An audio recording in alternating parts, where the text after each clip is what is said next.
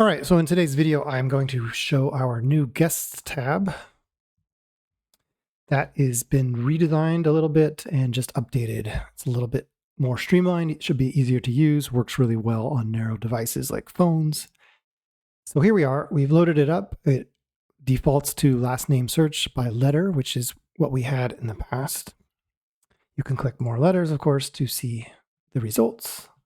Down at the bottom, you can now select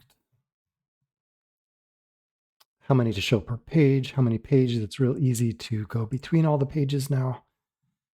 Even if there was thousands of records, this can handle it really nicely, whereas the old system was a little bit bogged down or too slow to really handle more than 500 or so records at a time.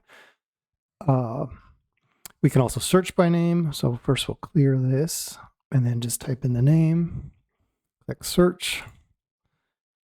So that's handy. I have turned off a lot of the columns just so we don't share too many details here on the video, but under options, you can select all the different columns to show, and that will add them right away. We've also added a couple of new columns like average length, so you can see the average length of the stay.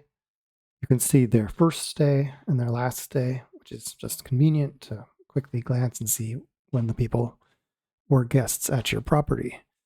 Now up here under these options, we also can find people with the same last name, same email, same address.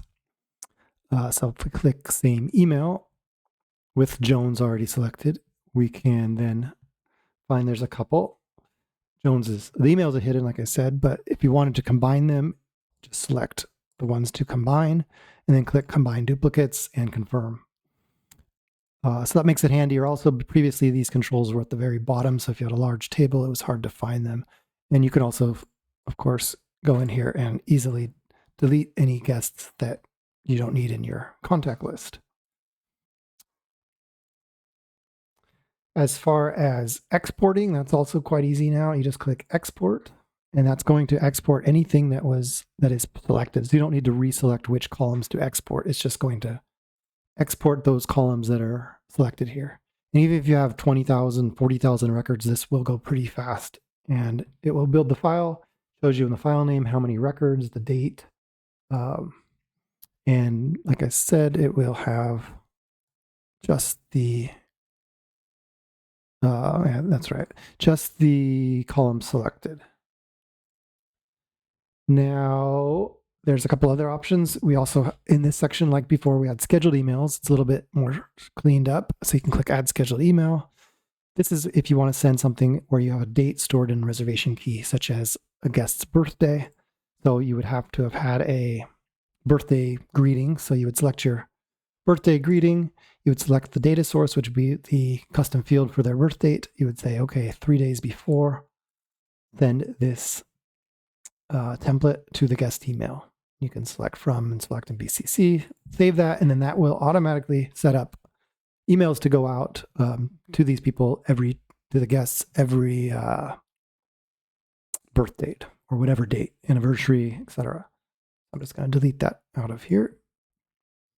And then we'll close scheduled emails and go back and look at a couple more options here. You can click add contact right from here and add contacts on the fly. You can click the show alert, set the color, and that's going to show as well. And we have a new option, which we will cover in another video, but you can also now add a photo of the guest. Just for convenience, if you have a lot of repeat guests, it's handy to have their photo so you can remember them ahead of time before they visit. Let's see, there was the next option. I'm going to go back to Jones, and then we'll look at one of the repeat guests. We'll look at the reservation history. That's this icon here. So these people have had 5 reservations and 1 cancellation. Cancellations are always in the parentheses there. If you click on the number, you'll get right into their reservation details page. But here you can click on the history. You would see the notes. If there was a photo, the photo of the guest would show up at the top here. And then this is also a bit more involved than we had before. You get more details. You can see which room they last stayed in for each of their reservations. They had how many guests were in their party, what their average nightly spend was. For some reason, these are 0, but it's probably because they're quite old and maybe the rates weren't set up at that point. But anyway, it's convenient because then you can quickly see the prices, the amount that they've spent over the different reservations that are in the system. Click the reservation number and you'll drill right back down into that reservation. And you can also edit a guest right here as well. Of course, click edit icon, and that brings you to the same form that we saw when we clicked scheduled emails. Let's see, I think that pretty much covers it.